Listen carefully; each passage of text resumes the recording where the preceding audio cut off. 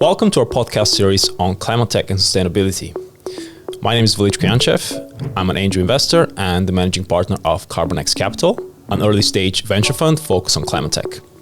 As always, we have Sam Cook and Thomas Corbin, who will be sharing their insights on the topic of carbon markets and their role in reducing greenhouse gas emissions.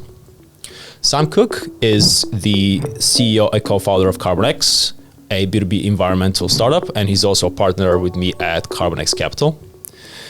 He has over a decade of experience in the carbon markets and has been involved in the development of and implementation of various carbon offsetting projects. Tom is the CTO and founder of RH Studios, a digital agency based in Hong Kong.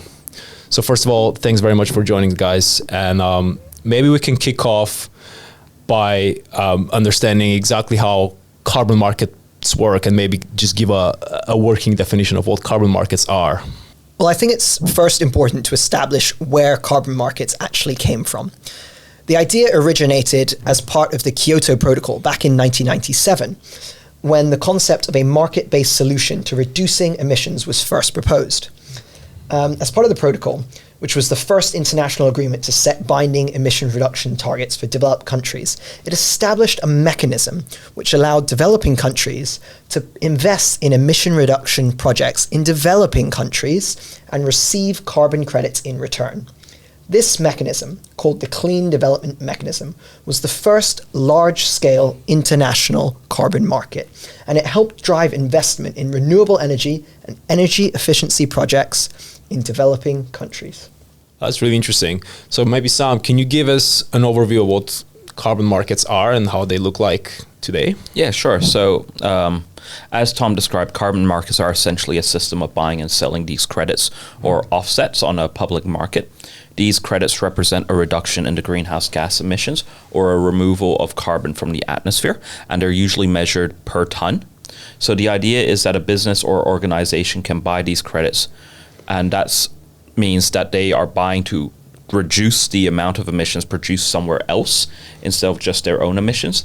And then the buyer of these credits can then use them to meet their own emission reduction targets, either voluntary or a government mandated scheme. Great. That's a really good summary. So can you guys also give us an example of the types of carbon offsets that can be purchased in carbon markets? Sure. One example of a carbon offset that can be purchased in a carbon market are renewable energy projects, for example, wind or solar farms, right? These projects generate clean energy, which displaces the need for fossil fuels, thereby reducing carbon emissions. Another example is forest conservation projects. Trees are a crucial means of absorbing carbon dioxide from the atmosphere, and thereby preserving forests can help to mitigate climate change. Carbon offsets can also be generated by energy efficiency initiatives, basically where businesses invest in equipment and procedures in order to use less energy, thereby resulting in reduced emissions. There are also projects which capture and store carbon, such as carbon capture and storage, CCS technology, which captures carbon emissions from industrial processes and stores them underground. These are just a few examples of the types of carbon offsets that can be purchased in a carbon market. Interesting. Can you also please provide our listeners with an understanding of the different types of carbon markets? We know there are a couple of different types of carbon markets out there. There are two primary types of carbon markets, compulsory and voluntary. Compulsory carbon market is a government-mandated scheme where businesses are required to reduce their emissions by a certain amount, and if they are unable to do so, they can buy carbon credits to meet those targets. The European Union Emission Trading System is an example of a compulsory carbon market. On the other hand, the voluntary carbon market is a market where businesses can buy carbon credits to voluntarily offset their emissions, basically by choice. These credits are usually cheaper than the ones in the compulsory market, as there is no regulatory requirements behind them. However, the voluntary market is less established than the compulsory market and lacks the same level of transparency and standardization. So maybe Sam, can you tell us a little bit more about voluntary carbon markets and how they differ from the compulsory ones that Tom has just described? Yeah, no worries. So voluntary carbon markets are where individuals or organizations purchase the carbon offsets voluntarily. So they're doing this due to maybe they're trying to show that they care about the environment, or it's too hard for them to reduce their own emissions, but they want to show that they're doing something. And that's to compensate, as mentioned, for their own emissions or to reduce their overall carbon footprint. These voluntary offset programs allow the organizations to then claim that they are carbon neutral or they're on their way to becoming carbon neutral because they have purchased these. Well, compared to the other market, the compulsory one, this is a market that is regulated and mandated by governments and organizations. So as Tom mentioned, they are required to purchase the emission permits, or they're required to have this in place. And if they don't, they will be fined and penalized compared to a voluntary system where you're not fined or penalized. That's correct. The voluntary carbon market is still in its infancy, though, but it's growing fast. Many corporations, such as Microsoft, Apple, and Amazon, have made ambitious commitments to become carbon neutral or even carbon negative. And the voluntary market allows them to achieve these goals by purchasing carbon offsets that meet strict standards. So how does the voluntary carbon market actually work? So if a company wants to offset it, they can do a few different things. Usually they'll go through a regulator or a broker, such as Verra or Gold Standard, which has a number of projects around the world which can verify emissions reduction. So these can be things like improving cooking supplies and infrastructure for rural communities, compensating farmers not to burn down forests and paying them a little bit of money to keep preserve and protect forestry areas, replantation of mangroves or forests, renewable energy, energy efficiency, and each one of these will have a cost associated with it per ton of emissions avoided, and then those projects can be traded on the market in a certain way, and then you can get a certification whether or not this has happened, and that's where Verra and the Gold Standard comes in. Mm-hmm. It's important to note that the quality of carbon offsets is critical. The offset projects that must meet strict criteria to ensure that they are additional, meaning that they would not have happened without the sale of offsets, permanent and verifiable.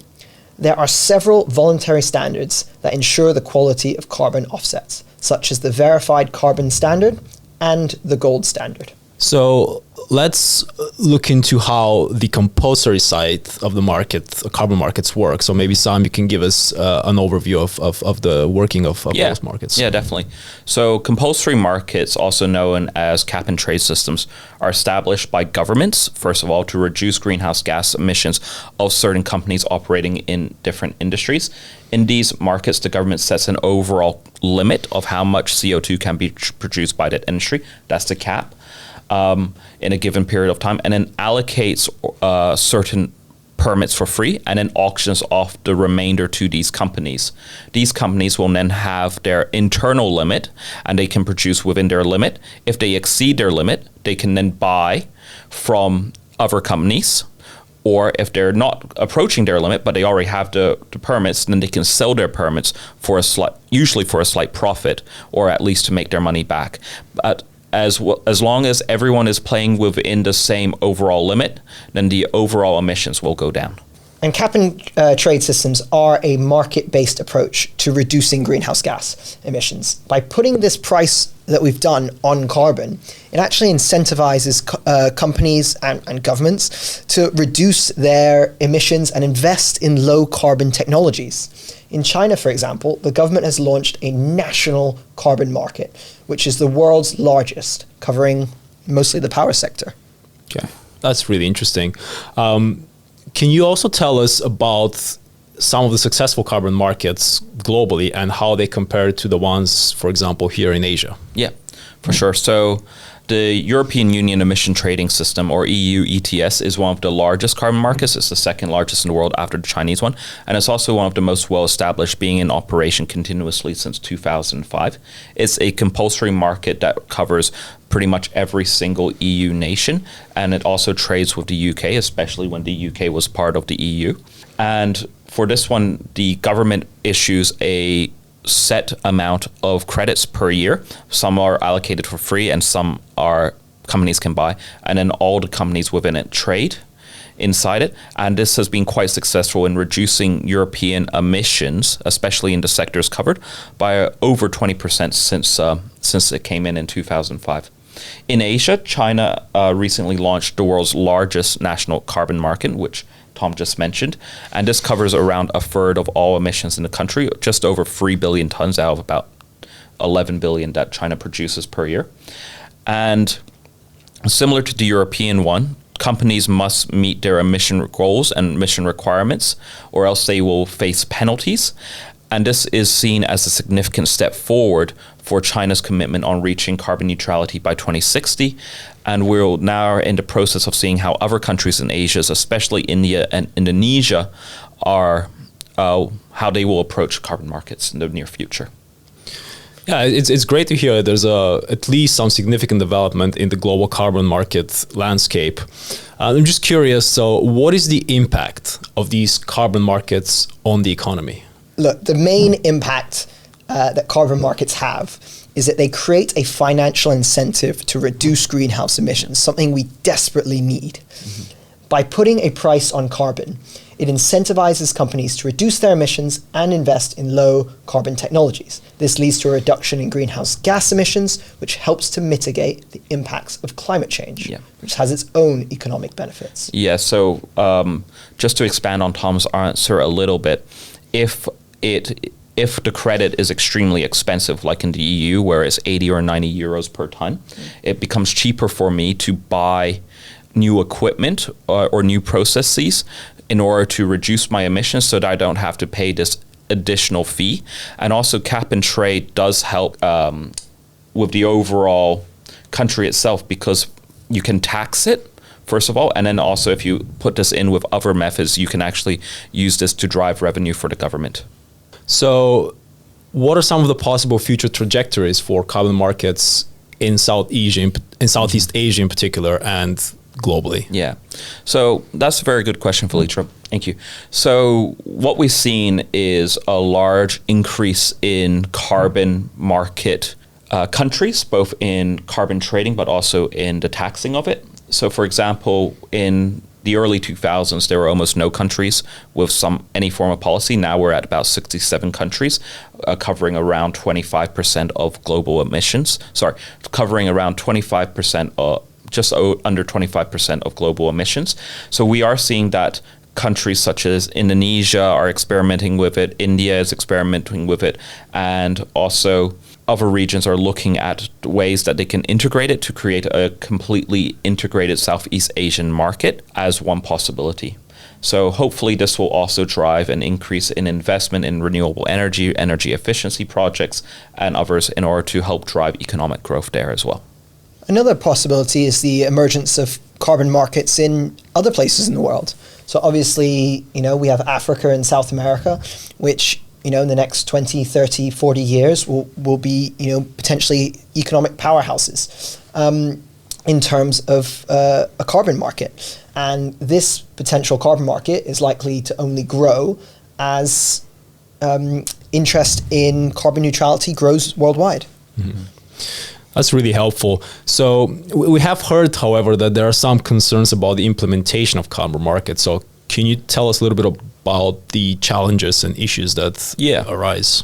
Yeah, of course. So carbon markets, one of the big things is ensuring that the credit or offsets being purchased are actually genuinely reducing the emissions rather than shifting the burden to other regions or industries. So there have been cases of fraud or double counting, which is where the reduction emission is counted twice within it. And this can understandably reduce the efficiency. And hence, one of the main challenges is verifying and quantifying the amount of carbon that's being reduced. to make sure that people aren't gaming the system. This is because carbon offsets are only effective if they represent real additional emissions reductions. Otherwise, they can just be seen as a way for companies to effectively greenwash themselves and pay for the right to continue emitting carbon without actually reducing their emissions. Yeah, that makes sense. So how are companies actually addressing this challenge? Or governments? Yeah. So more and more companies are using technology to trust and verify and then quantify the amount of carbon that is being reduced. For example, satellite imagery and machine learning algorithms can be used to track changes in land use, which can indicate the removal of carbon from the atmosphere, or because you have more plant growth, or you're changing the land use to something good. Similarly, IoT sensors, blockchain technology can be used to track emissions from industrial processes and then verify the accuracy of emission reduction claims. So it sounds like technology is playing a key role in making carbon markets more effective and transparent, right? Yes, exactly. I think we can all agree there are implementations for technology in almost all sectors. But by using technology to improve the accuracy and transparency of emission reduction claims, companies can actually build trust in the carbon market system and ensure that the carbon offsets are actually helping to reduce global emissions. Well, thank you, Sam and Tom, for sharing your expertise on carbon markets. It's clear that these markets play a very important role in reducing greenhouse emissions as well as driving innovation. We look forward to seeing how carbon markets will continue to evolve and shape the future of the business world. Thank you. Yeah, and I'd just like to say that if any of you have any questions about carbon markets, please feel free to reach out to us on LinkedIn or via our website at climatetechtalks.com.